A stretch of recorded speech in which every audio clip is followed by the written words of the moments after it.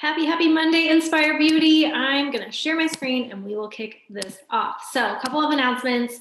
I want you guys to mark your calendars. Let me make sure this is on that and just slide some things out of the way.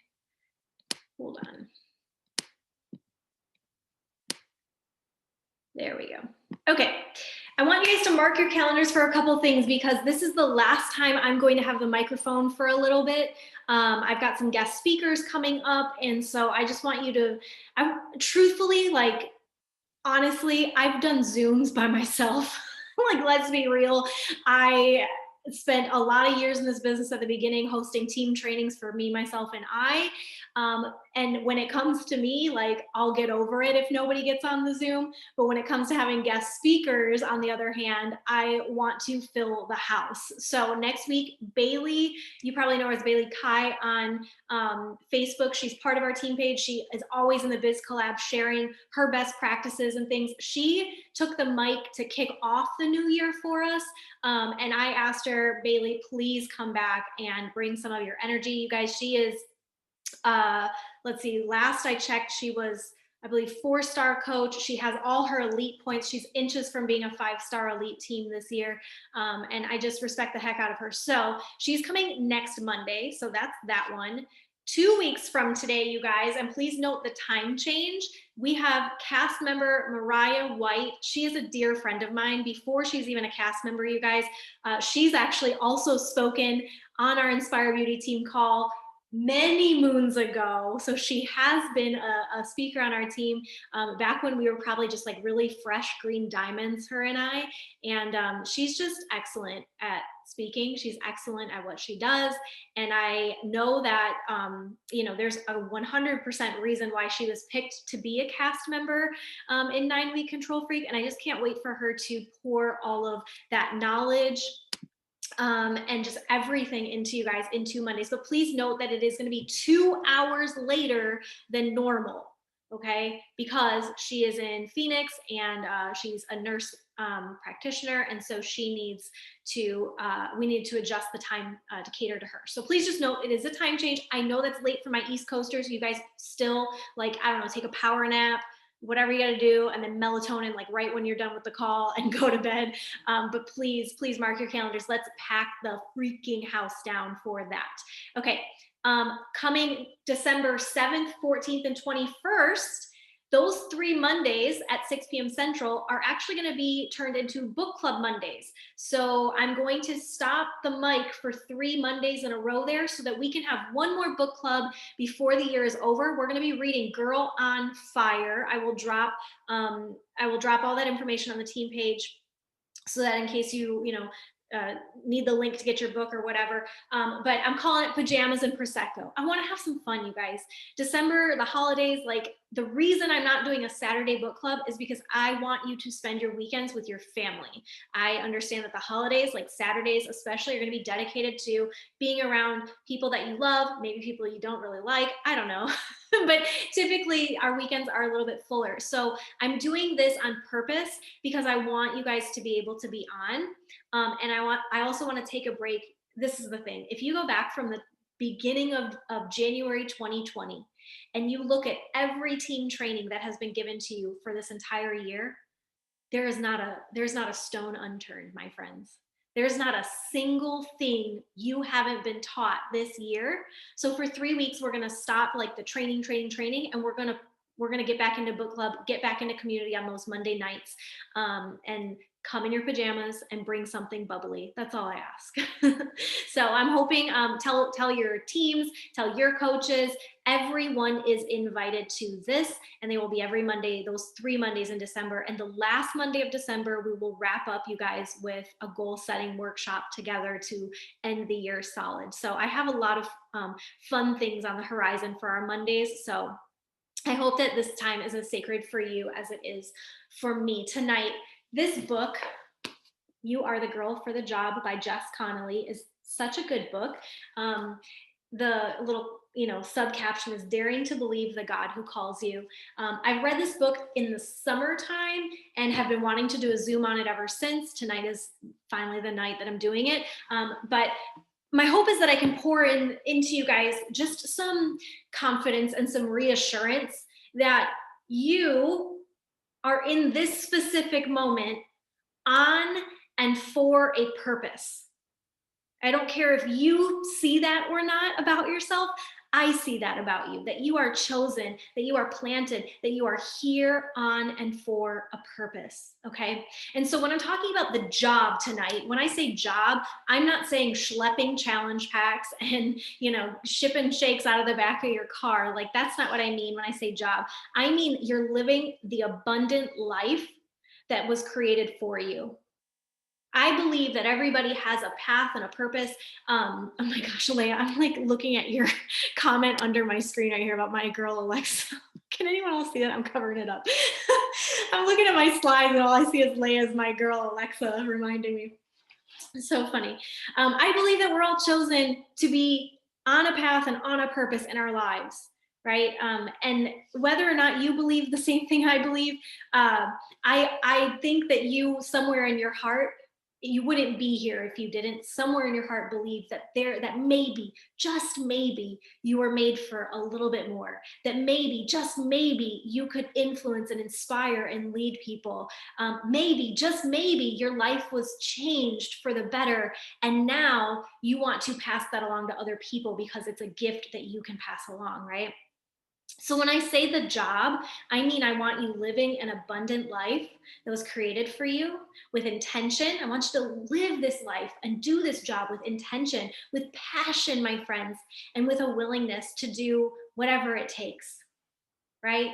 That there's no, like, divorce is always off the table. Today on the National Wake Up Call, I loved how Danielle Natodi talked about, I don't want to be here in a year. I don't want people to be here in 5 years. I want to be like doing like, what did she call it? The sassy seniors cruise or something like that.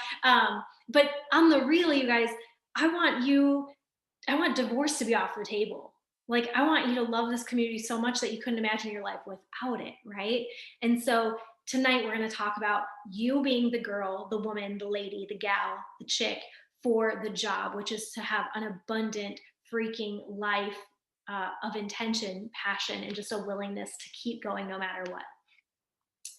So the first thing I'm going to start with is, number one, you can start today. Today might not be your birthday, right? I love birthdays because for me, they're like my mini new year, because that's when I was born. So my new year starts on my birthday. And so birthdays are like a fresh start for me. And for a lot of people, New Year's are a fresh start. And some people, Mondays are a fresh start. But anything can be a start. It can be the start of something new when you say so. You don't have to wait for permission. So I know 2020 has been challenging. I know if you've been a coach for more than 30 seconds, you've probably encountered some obstacles or some second guessing of yourself at some point. Okay. And I get that. I've walked that. But you also have the choice to leave that in your past and to press into something new. Something I've learned in this business is that you repeat what you don't repair. Meaning, every level I get to, if I haven't dealt with the inner work, it's going to come back to haunt me. Right. And so one of my limiting beliefs, if you've never heard this about me before, but one of my limiting beliefs is abandonment. And it started at a very early age because my dad walked out on not just my mom, but us kids when I was 4 years old. And I don't remember much about my childhood prior to that as a 4-year-old. I don't have many memories. But I will never forget the moment that I watched my dad walk out the door. And so abandonment is a limiting belief that I have that bleeds in everything. And it repeats itself because it's sneaky like that. It'll repeat itself wearing a new outfit, but it's really abandonment. And so I'm in a constant battle of repairing these broken feelings, hurts, cracks. I'm trying to fill them in all the time, right? But we see it all the time. If somebody comes into their fitness journey and they want to lose the 20 pounds, but they don't actually deal with the crap that's going on in their head and their heart, they're just going to gain it all right back, right? We've seen that time and time again as coaches. And so it's important that you can start today, but starting takes work. So you have to press into that. You can't, and when I say like you leave behind the brokenness of your past, I guess the reason why I say that next part about repeating what you don't repair is you don't just leave something behind you. It'll show up again, but we continue to get better and more mature and grow and evolve so that every time it appears again, we're just at another better level, right? The other thing too is whatever's on your heart, if it's laid on your heart, you guys, it's there for a reason. So me saying you're the girl for the job, if you joined as a coach and there was ever a moment of hope in your heart that maybe you could do what so and so's doing, or maybe you could, be a coach like so and so, or maybe you could show up on social media like that girl, if it ever entered a glimmer of hope in your heart, then you can do it, right? It's there for a reason. So you have to think of what those elephants are that are on your chest. What are those things that keep you up at night? What are those, what is the mess you've had to break through in your life? Because that gets to be your message. That gets to be the thing that you can then teach other people so that other people maybe don't go through it in such a way that you did, but maybe they can learn from your mess, right? So let's talk about your ideal self real quick. Your ideal self is literally like the way we envision ourselves, and like a perfect like social media, highlight reel sort of way, like perfect filter, perfect hair, perfect eyebrows, like the right lighting, all the things, right? That's your ideal self. It's you on your best day, you thriving with no obstacles and no barriers. So I want you to take a moment right now, and maybe in the chat, you can jot down a couple of things if you're journaling right now, but in the chat, I want you to consider her, your ideal self. You're at your absolute best, you guys. You're thriving. You are without limits. You have no weakness. You are without a lack of belief. There is no fear standing in your way. There's no concerns. I want you to picture her and take a second and jot some things down and maybe share some of those in the chat with us. What would a perfect you look like?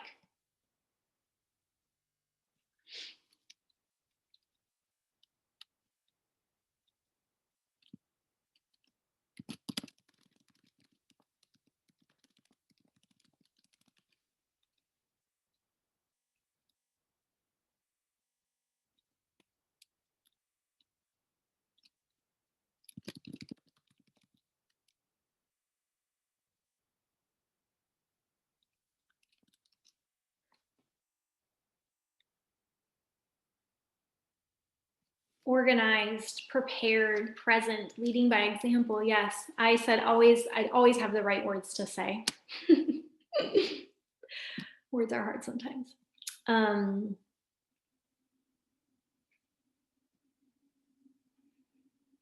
And sometimes you can envision your ideal self simply by noticing, what do you see in others that you long for? We've been talking about this in my challenge group a little bit with the idea of comparison, and that sometimes what we long for is a clue back inward, almost like a mirror to ourselves, of what we really want.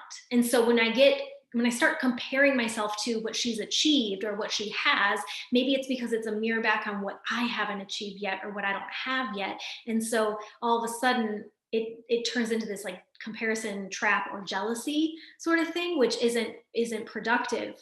But when I can look at her and I can look at my ideal self and see the things that I don't have maybe on a day-to-day basis, or I'm not doing on a day-to-day basis, I can see a reflection of what I actually maybe would like to be doing on a day-to-day basis or have, right? Okay. So you can continue that exercise, you guys. That's a great exercise to kind of picture, but I want to pop your bubble real quick and give you a little spoiler alert that ideal you, as amazing as she is with all her flawlessness, is not as strong as actual you. As the you sitting here like tired on a Monday, hair in a messy bun, no makeup. Hi, that's me. She's not right. Hello. She's not as strong as actual you. And this is why. She doesn't make mistakes, so she has nothing to learn. Every mistake we make is an opportunity for us to grow and learn, right? And evolve and maybe do better the next time. She doesn't do that. She doesn't have to rise up after falling down. She doesn't know what it's like to be face down on the floor, flat, crying, and have to pick herself back up. but you do. She doesn't have limits, so she doesn't have to push past them, but you do. You have to stretch yourself each and every day, even just a little bit at a time. Fear isn't on her radar, and because she doesn't have fear, she also doesn't have faith, but you do. I hate the quote, by the way. This is not part of this, but I hate the quote that's something like fear and faith can't like coexist, like it's got to be one or the other. I don't think so.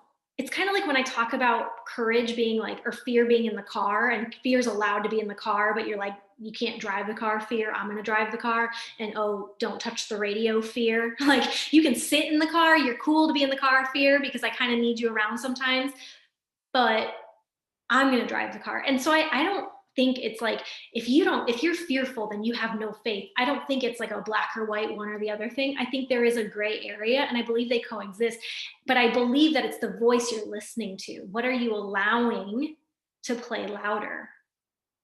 Right? An ideal you doesn't have to play faith very loud because she doesn't even have fear. You know what it's like to have to silence that voice and listen to the voice of faith, even when it's challenging.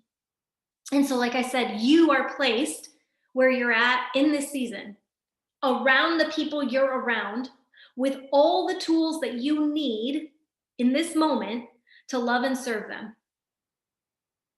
You have exactly what you need. You are planted where you're supposed to be, and you have the right people around you.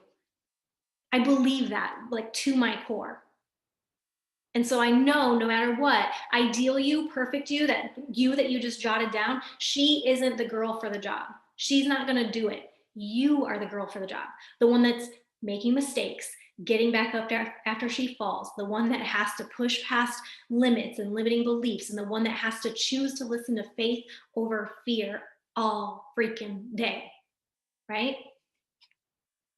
So let's talk about weakness. We're going to talk about weaknesses. We're going to talk about facing fears a little bit tonight. And so let's stop on weakness for a second. What are some of your weaknesses? Can any of you guys be bold enough to share those in the chat with us? What are some things that you know this is a weakness of mine for sure? I can own it. I know it. I see it. Worrying about what people think. Weakness. Okay. Same. Amen. Confrontation. Okay. I'm not humble. Okay. Weaknesses.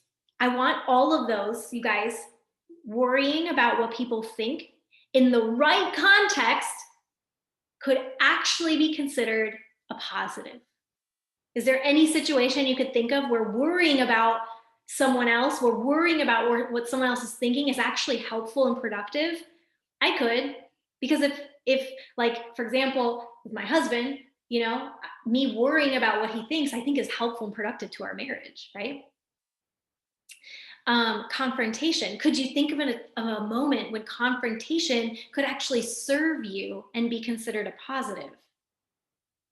Are there moments where your humbleness, or maybe if on the opposite of humble, maybe I'll use the word pride. I don't know if that's a great antonym for that, but let's call it pride. Is there a moment where pride could be a positive?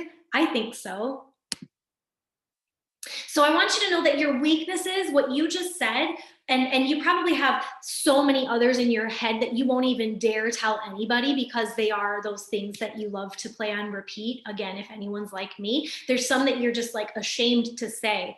Oh my gosh, back when we used to do super weekends, by the way, I hope all of you got a chance to listen to the super weekend regional live stream, and if not, that you go back and you listen to some replays of that. But the last one that was live, no, I guess there were two live prior to this. So, but anyway, that's not important. But the one of the live ones about a year ago, we had the Diamond leaders here in Dallas with me. That was our Diamond retreat. And it happened to be on the weekend of Super Weekend. And we were sitting there, and there was a guest speaker. She wrote a book, and she was talking to us about the things we tell ourselves, the things we say to ourselves as women. And she said, I want you to turn to the person next to you and tell them the last thing you just thought to yourself. And I was mortified. because I had to turn to Amanda on our team, and I had to tell her that I was worried that every diamond that was with me that weekend was actually hating the weekend and was miserable being there and didn't really want to be a part of our team. Do you see how abandonment just came back in a different sweater? Right? You see that? And I was mortified that I had to turn to my teammate and tell her that that's what I just thought, was that she was having a terrible time and was going to quit our team.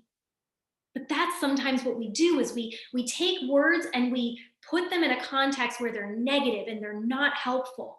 We do this all the time. And what I want you to do is redefine your weakness. Okay, maybe you are not good at confrontation, but maybe because you're not good at confrontation, maybe that means you're really good at listening. Maybe you're not good, I'm drawing a blank. Maybe you're not good at being humble, but maybe your pride and your confidence is infectious, and everyone around you wants to be more confident like you, right? And so, in the right context, you can flip your weakness and you can redefine it and make it a positive. But here's what I see is that our natural response, you guys, when we're faced with those weaknesses, like for example, confrontation or worrying what other people think, is our natural human response and tendency is to hide. But you can't go boldly. When I'm talking about you being the girl for this job, again, this job is living the abundant life that was created for you with intention, passion, and a willingness to show up, right? That job that I'm talking about tonight. You can't go boldly to that job and also hide at the same time. So if your weaknesses are causing you to hide out, if worrying about what other people think of you are causing you to hide, I'm calling you out tonight and saying that that's no longer serving you. So how can you redefine it? Right? And you have to, again, pick one over the other. I'm not saying that they're not both here in front of you, like, oh, it's only going bold or it's only hiding. No, they're both here. Faith and fear are both here. But which one are you going to pick? And then you can pick it again. And then tomorrow when you wake up, you pick it again. And then when somebody, says the wrong thing or does the wrong thing or triggers that in you at 3 p.m. on Tuesday, you do it again and you do it again and you do it again. You have to just keep choosing to keep going forward. So let's talk about fears. And actually, some of your fears just kind of resurfaced here as we were asking about what our weaknesses are. First and foremost, fear will poison everything. What I've noticed is I'll see people who have learned to make choices based on fear so much. Fear is on repeat and it's loud and it's the voice they're choosing to have louder, and that's happening so often that without even realizing it, we make choices that are based on fear versus hope and faith. So sometimes we don't even realize it. So I put this question: are you making decisions based on fear or in hope and faith? I have so many women who will come to me and they'll be like, I have to quit Beachbody. By the way, I just have like so many women. This is not a true thing. Over the years, I've had coaches come to me. It sounds like people are coming to me every day. Not true. Over the years, I've had coaches on our team come to me and they'll have to make this decision to quit Beachbody. And rarely, or like, hey, I got to put it on the back burner. I got to, get off social media, or hey, I'm not going to run my boot camp anymore. And the decision isn't based on hope or faith or their best and highest self. It's based on fear. This summer for our virtual summit, I did an Alice in Wonderland sort of, what do you call it? I played a little YouTube of Alice in Wonderland, but I wanted to talk about it again because some of you were not in attendance at our virtual summit. And even if you were, maybe we've lost sight of this. But in this scene, you guys, that I played, Alice had shrunk down to a really small size. And if you've seen the movie, you probably know what I'm talking about. And she's locked up. She's got so much fear, so much doubt, and she can't see herself as capable of doing anything that she's been called to do. And she also, this is the other part, you guys, that I think is important to note. It's not even just about her. She can't see what her choice is doing to those who are around her and counting on her. So sometimes we make these decisions based on how we're feeling, but we fail to think about, how does this impact my family? How does this impact the people who've already joined me, my coaches, my teammates, my challengers? How does this impact all the people who follow me on a daily basis? Like, sometimes we get so focused on our own selves and our own journeys that we forget how our choices impact others, right? So the Mad Hatter takes her aside and he says to her, "You don't slay. You're not the same as you were before. You are much more muchier. You've lost your muchness." He continued on to say, "You've gotten small to appease other people." Ooh, some of us who just said we're worried about what other people think. That line, "You've gotten small to appease other people. You've let fear and the approval of humans keep you tidy. You don't slay. You barely even show up to the battle. You've lost your muchness." Now, what I tied at our virtual summit to this was a piece of scripture. And I'm sure even if you've never really opened the Bible or done much in terms of like looking at God's word, I'm sure you've heard, "Be strong and courageous." I'm sure you've heard that phrase, which comes from the Bible. Well, this is when we see that scripture, it's during the life of Moses, who was called to lead the Israelites into their promised land. But Moses, you guys, was so fearful of everything and didn't think he was the right one for the job. In fact, like, begged God, "Please find someone else," like multiple times asked him that. "Please find someone else." Could you imagine, by the way, like looking at the person that created you and being like, "Go find someone else," right? Like, wow, I think that's just so bold to me. But that just shows how much Moses didn't believe he was the one for the job, right? To tell his own creator, who promised him that he was going to help him out, that he didn't think he could do it, that he was doubting him. So that line, that phrase, "Be strong and courageous," it's used in the Old Testament a lot during Moses' life. But then Moses dies and transitions over into Joshua. Joshua is the one who is then going to take the Israelites into the promised land. And when it transitions into Joshua, he's now new, stepping up into leadership. And so the same phrase is repeated a lot. "Be strong and courageous, be strong and courageous, be strong and courageous." But at one point, it changes just slightly. And in Joshua 1:7, it says, "Be strong and very courageous." And the word "very" in Hebrew translates to the word muchness. And I thought that was just so powerful, that be strong and muchness, courageous, like a whole freaking lot, right? And I wanted to say this and remind us of this. That line, that phrase, that scene in Alice in Wonderland where he's calling her out, I want you to think about that.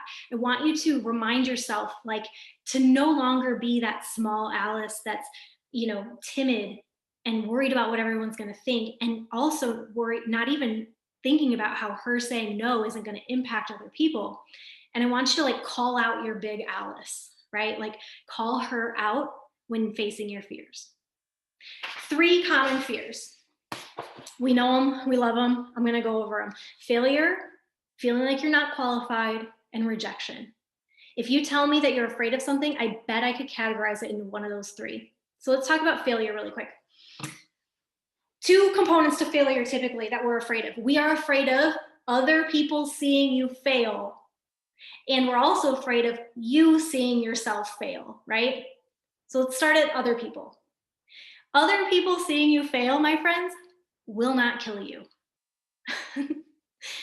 Trust and believe, other people seeing you fail will not kill you. There has not been a single coach on our team that has deceased because they failed and someone else saw them fail.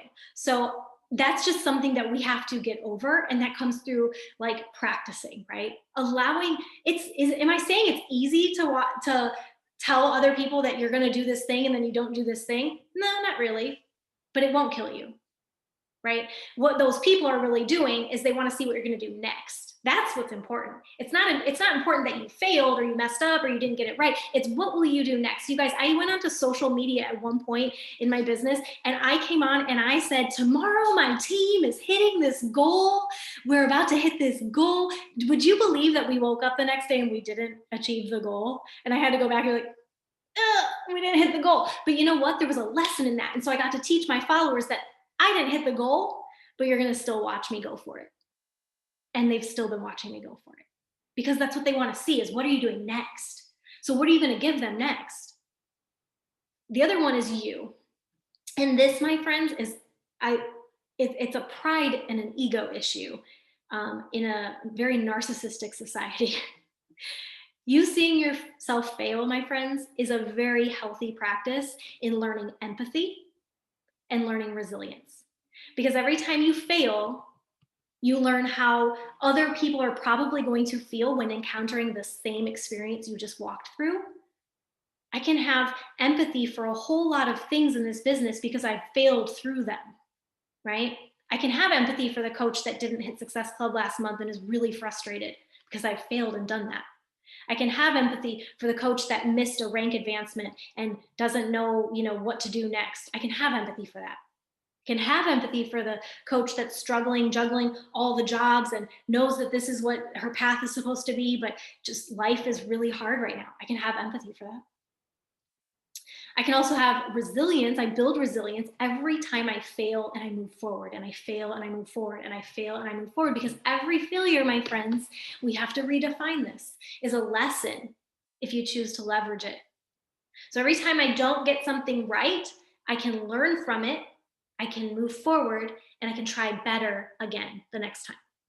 Okay? Fear number 2 is that maybe I'm not qualified, I'm not equipped, I don't know enough yet. Maybe you've told yourself this at times. This is a lie, okay? And it's a lie that there must be some benchmark or qualification or readiness that you must have in order to be used. But the reality is, if you're on this call right now, I'm certain you've already pressed play on a Beachbody workout. I'm sure that you've already navigated ShareCart because you purchased your own pack. I'm sure that you are familiar with a bod group because I'm sure that you were in one. I'm certain that you're pretty clear on flavors of Shakeology, right? And how amazing Energize is to get motivation in the morning, right? Like, I'm certain that if you're on this call that you already have that level of knowledge. And so at its core, you only need to know that to be able to invite other people to say, come do this with me. So in order for you to be used in the moment you're in, you have enough knowledge, you have enough readiness, you are qualified and equipped with enough. Now, the next level that you need to get to, sure, you're going to need to learn more things, right? So if you're, brand new, fresh coach and you don't know what Emerald is, yeah, then maybe after you kind of get the swing of things, maybe you figure out, well, okay, what's a rank, or how do I invite to coaching? Okay, then you start to grow this team of coaches. How do I keep them engaged? How do I keep them active? How do I help them love Beachbody the way I love Beachbody, right? And then there's a new level. And then all of a sudden, okay, maybe you have leaders on your team. Okay, how do you empower your leaders to lead and fly the nest, right? And there's always going to be something. You guys, by the way, in my moment right here, I'm not equipped and I'm not qualified to be Brittany on this team in 1 year. You're not qualified or equipped to be you on this team in 1 year. And that's a good thing, because that means we're going to grow. If you were equipped to be the you that you need to be a year from now, we got a problem. We're not making big enough goals. So you shouldn't be equipped. You shouldn't have the qualification or the readiness for the next level, because you have to grow and learn and evolve into it. So that's a good thing. If I was the same Brittany a year from now, our team would not be thriving, right? Same thing in your business. So, like I said, whatever you've learned so far in your journey, fear number 2 about being qualified, equipped, ready, you have it. Whatever you have so far in your journey, it can be used to help someone else. And you're just going to continue to add bricks by brick by brick by brick on that level of knowledge. Okay, last fear is rejection. This one's so fun. I love it. Let me take a drink real quick. This is the good news, you guys. I hope you're leaning in. With rejection, you will 100% for sure without a doubt, absolutely be rejected. Done deal. You don't have to be worried about it anymore. You don't have to fear it anymore because it's going to happen, right? Like, I don't have to fear that the sun's going to go down at night. I'm sure there was a time, by the way, that, and I don't know why this just popped in, it's because the sun's down, but I'm sure there was a time in our world's existence that when the sun went away, people got nervous about why it was so dark out. But we expect it now. It would be worrisome if the sun didn't go down and it was 3 a.m. and we're like, why is the sun still out? That would be weird, right? But we expect the sun to go down. We expect darkness to come. So we're prepared for it. We know we're going to rest. We know we're going to go to bed. I'll wake up tomorrow. And right now I'm pretty clear that the sun should come up tomorrow. And should it not, that'll be weird, right? And we'll face that when that comes. But right now I expect the sun to rise. So expect rejection, my friends. In fact, some of you sitting on this very call rejected the person that invited you to join them many times. Some of you have been on this call right now, have been a coach, and have rejected being a part of your team at some point, at some juncture. So if you've done it, why aren't other people going to do it, right? So without a doubt, you will be rejected. Here's the kicker. You get to decide how you respond. So let's be a tribe of women, you guys, who are prepared for it and who handle it well. How do I handle rejection? Number one, I feel it. I don't stuff emotions, you guys, and this could be my personality type, whatever, but I believe it's healthy. I feel it. If I face rejection, whether it's a coach on my team, a challenger in my boot camp, or a follower on social media that I wanted to join and they kindly told me no, I feel my feels, okay? I don't stuff it away, but I stay soft. I don't let it harden me. I stay soft. I love others well, and I move on. I move on. So the coach quit my team. The coach doesn't want to work the business anymore. The coach dropped their rank. I feel it. It sucks. I'm going to stay soft. I'm going to move on. I'm going to find the coach that does want to rank advance, the coach that does want to build a business, the coach that does want to join on team calls. I'm going to move on, right? Okay, that person didn't want to join your boot camp, even though you invested so much time talking to them, right? That sucks. I'm going to feel it. I'm going to stay soft with them because I always want them to be able to come back to me if they're ready. I'm going to move on. I'm going to invite other people to join me. So we feel it, we stay soft, we move on. So the last little part, you guys, is making your move. Okay, being the girl for the job, being the woman for the job, being the person who lives their abundant life, right? That they were created to live with intention, with passion, and that willingness to just show up and keep going.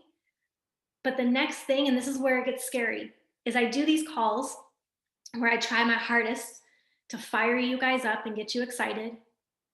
And then I see it time and time again that we get off the call and we don't do anything.